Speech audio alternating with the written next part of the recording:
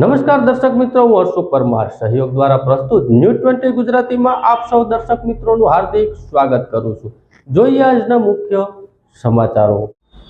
કેન્દ્રીય શ્રમ અને રોજગાર સ્પોર્ટ મંત્રાલયના કેબિનેટ મંત્રી અને પોરબંદરના સાંસદ મનસુખભાઈ માંડવિયાએ કેશોદમાં બેઠક યોજી હતી।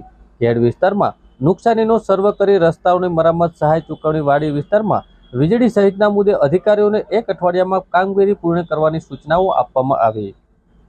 કલેક્ટર અનિલ કુમાર રાણા વસિયાએ કેન્દ્રીય મંત્રીની સમક્ષ ખેડ અને કેશોદ વંથલી વિસ્તારના વિકાસ કામો માટેનું સૂચિત આયોજન કરવામાં આવ્યું। કેન્દ્રીય મંત્રીએ ખેડના ટીકર, બામણાસા, બાલાગામ, મટિયાણા સહિતના ગામોની મુલાકાત લઈ પરિસ્થિતિનું નિરીક્ષણ કર્યું હતું। જરૂરી સહાય અને કામગીરી માટે અધિકારીઓને માર્ગદર્શન આપ્યું હતું। કેન્દ્રીય શ્રમ, રોજગાર, યુવા અને સ્પોર્ટ મંત્રાલયના કેબિનેટ મંત્રી પોરબંદરના સાંસદ ડોક્ટર મનસુખભાઈ માંડવિયાએ આજે ખેડ વિસ્તારની મુલાકાત લઈ સ્થાનિક લોકો અને લોકપ્રતિનિધિઓ સાથે સંવાદ કરી ખેડમાં દર વર્ષે ભારે વરસાદને કારણે ઉદ્ભવતી પરિસ્થિતિના નિરાકરણ માટે જિલ્લા તંત્રના અધિકારીઓને માર્ગદર્શન આપ્યું હતું। કેન્દ્રીય મંત્રીએ કેશોદના પ્રાંત ઓફિસ ખાતે પદાધિકારીઓ અને અધિકારીઓ સાથે પણ બેઠક યોજી હતી।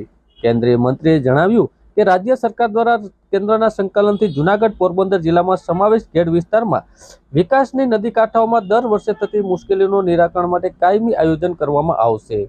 જૂનાગઢ જિલ્લાની ઓજત અને મધુવંતી નદીના પાણીને નુકસાન ન થાય તે માટે ભૌગોલિક અભ્યાસ કરી આ બાબતોને આવરી લઈને લાંબા ગાળાનો પ્લાન ચાલુ વર્ષે જાન્યુઆરી સુધીમાં તૈયાર કરવાના અધિકારીઓને સૂચના આપી હતી। આગામી રાજ્યમાં બજેટમાં ખેડના પ્રશ્નોના નિરાકરણ માટે નવી આઇટમ તરીકે આ બાબતે રાજ્ય સરકાર સાથે સંકલન કરીને મૂકવામાં આવશે, એવું આયોજન પણ મંત્રીએ આ બેઠકમાં જણાવ્યું હતું।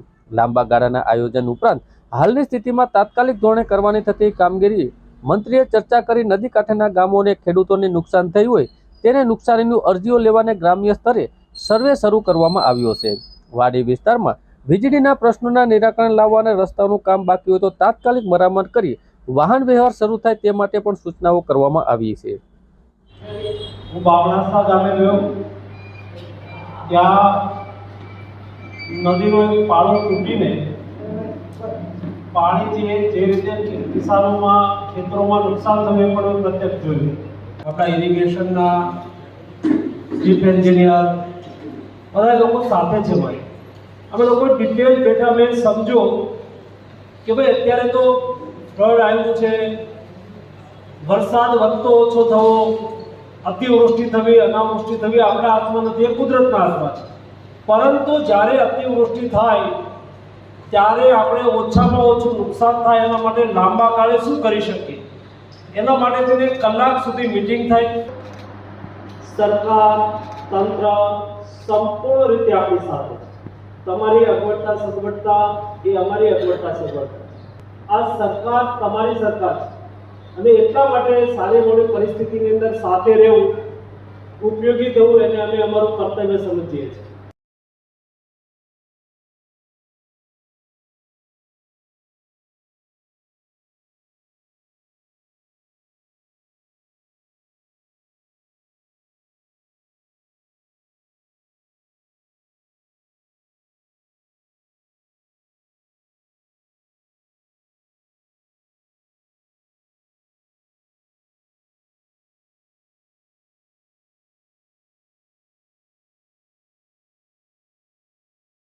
વિસ્તારનું જે ખેડ પંથક છે એમાં પૂર આવ્યું હતું।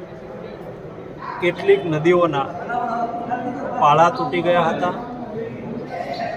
અને પાળા તૂટીને પાણી ખેતરોમાં જતાં ખેતરોને પણ નુકસાન થયું હતું।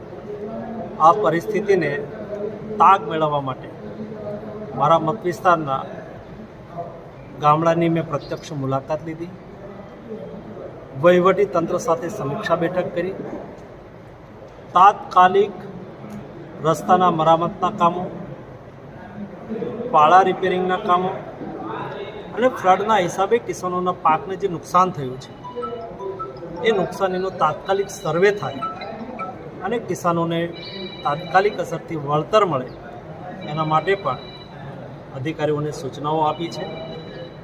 તરત જ પૂર્વરત સ્થિતિ થાય એના માટે સમીક્ષા પણ કરી છે। જૂનાગઢ કૃષિ યુનિવર્સિટી એન્જિનિયરિંગ વિભાગમાં દીપડો ઘૂસી ગયો હતો। વહેલી સવારે ઓફિસ ખોલવામાં આવતો દીપડો નજરે પડ્યો હતો। દીપડાને જોઈ કૃષિ યુનિવર્સિટીના કેમ્પસમાં ભયનો માહોલ ફેલાયો હતો।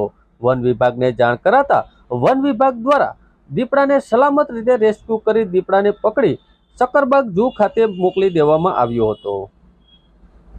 વહેલી સવારના 8:30ની આજુબાજુ કૃષિ યુનિવર્સિટીના પ્રોફેસર શ્રી ગજર સાહેબનો ટેલિફોનિક મેસેજ મળેલો કે હાલ જે અમારી કૃષિ યુનિવર્સિટી છે તેમના લેબોરેટરી વિભાગના લેબુ વિસ્તારમાં કોઈ વન્યપ્રાણી દીપડો આટાફેરા કરી રહ્યો છે। સ્થળ પર પરિસ્થિતિ જોઈ અને તેમને પકડવા માટેની કાર્યવાહી હાથ ધરવામાં આવેલ અને ડૉક્ટર કડીવાર સાહેબ દ્વારા ટેન્કિલાજ કરી દીપડાને બેભાન કરી અને પકડવામાં આવે તો દીપડો પહેલા સૌપ્રથમ પકડ્યા બાદ સક્કરબાગ ઝૂમાં લઈ જવામાં આવશે। ત્યાં તેમની હેલ્થની ચકાસણી થશે। જો સંપૂર્ણ રીતે તંદુરસ્ત થશે તો તેમને જંગલ વિસ્તારમાં મુક્ત કરવામાં આવશે। જૂનાગઢ જિલ્લાના ગામોમાં ખેડૂતોને પ્રાકૃતિક કૃષિ શીખવવાની તાલીમનું આયોજન કરવામાં આવ્યું। ક્લસ્ટર 2 તાલીમ દ્વારા જૂનાગઢ જિલ્લામાં રાસાયણિક મુક્ત કૃષિ અપનાવી દરેક પરિવાર પ્રાકૃતિક કૃષિ આહાર મેળવે તે અંગેનું માર્ગદર્શન આપવામાં આવ્યું હતું। પ્રાકૃતિક કૃષિનો વિસ્તાર વધારવા માટે રાજ્ય સરકાર દ્વારા અસરકારક પ્રયાસો કરવામાં આવી રહ્યા છે। ત્યારે જૂનાગઢ જિલ્લાના વિવિધ તાલુકામાં પ્રાકૃતિક કૃષિનો વ્યાપ વધારવા માટે ખેડૂતોને ક્લસ્ટર 2 તાલીમ આપવામાં આવી રહી છે। હાલ ખરીફ ઋતુ ચાલી રહી છે ત્યારે ખરીફ ઋતુ દરમિયાન જિલ્લામાં દરેક ગ્રામ પંચાયત આવરી લઈ જિલ્લા આત્મ પ્રોજેક્ટ દ્વારા પ્રાકૃતિક કૃષિનો વધુમાં વધુ પ્રચાર થાય તેમજ વધુમાં વધુ પ્રાકૃતિક કૃષિ ખેડૂતો અપનાવે તે માટે નિરંતર પ્રયત્નો કરવામાં આવી રહ્યા છે। જેના ભાગરૂપે જિલ્લાના વિવિધ તાલુકામાં આવેલા બગડુ, ખાખરા, અડમતિયા અને આયોજક ગામ માટે પ્રાકૃતિક કૃષિની તાલીમો ટેકનિકલ માસ્ટર ટ્રેનરો દ્વારા આપવામાં આવી રહી હતી। જેમાં ખેડૂતોને યોગ્ય માર્ગદર્શન મળી રહે તે માટે ક્લસ્ટર 2 તાલીમ કાર્યક્રમમાં પ્રાકૃતિક કૃષિની તાલીમો ટેકનિકલ માસ્ટર ટ્રેનરો દ્વારા ખેડૂતોને પ્રાકૃતિક કૃષિના વિવિધ પાસાઓ જેવા કે બીજામૃત, જીવામૃત, ધન જીવામૃત જેવી બાબતો સમજાવવામાં આવ્યું હતું। આ ક્લસ્ટર 2 તાલીમ દ્વારા જૂનાગઢ જિલ્લામાં રાસાયણિક મુક્ત કૃષિ અપનાવી દરેક પરિવાર પ્રાકૃતિક કૃષિ આહાર મેળવે તે અંગેનું માર્ગદર્શન આપવામાં આવ્યું હતું। ₹2000ની કિંમતના સામાનની થેલી ખોવાતા વિશ્વાસ પ્રોજેક્ટ અંતર્ગત ઇન્સ્ટોલ કરેલા સીસીટીવી કેમેરાથી નેત્રમ શાખા પોલીસ દ્વારા ફક્ત 1 જ કલાકમાં શોધી આપવામાં આવ્યું। હર્ષનાબેન લાલાભાઈ કોડવાડિયા ધામરેજ બંદર ગીર સોમનાથના વતની હોઈને હર્ષાબેન રેલવે સ્ટેશનથી બસ સ્ટેન્ડ જવા માટે ઓટો રિક્ષામાં બેસ્યા હતા। બસ સ્ટેશનથી ઓટો રિક્ષામાં ઉતર્યા બાદ એમણે માલુમ પડ્યું કે તેમની 2000ની કિંમતના સામાનની થેલી ઓટો રિક્ષામાં જ ભૂલાઈ ગઈ હતી, જે થેલીમાં હોસ્પિટલની ફાઇલ તથા અન્ય જરૂરી સામાન હોય। હર્ષનાબેન તે ઓટો રિક્ષા શોધવાનો પ્રયત્ન કર્યો પરંતુ તે ઓટો રિક્ષા મળી નહીં। હવે આગળ શું કરવું, ઓટો રિક્ષા કેવી રીતે શોધવી એ બાબતથી તેઓ ખૂબ વ્યથિત થયા હતા। આ બાબતની જાણ નેત્રમ શાખાના કમાન્ડ કંટ્રોલ સેન્ટરના પીએસ મશરૂમને કરતા નેત્રમ શાખા પોલીસ દ્વારા કાર્યવાહી કરવામાં આવી હતી અને સીસીટીવી કેમેરાથી નેત્રમ શાખાના પોલીસે ફક્ત 1 જ કલાકમાં થેલી શોધી આપી હતી। મારું નામ કોટવાડિયા હર્ષના લાલાભાઈ, હું ધામરેજ બંદરથી આવેલી છું।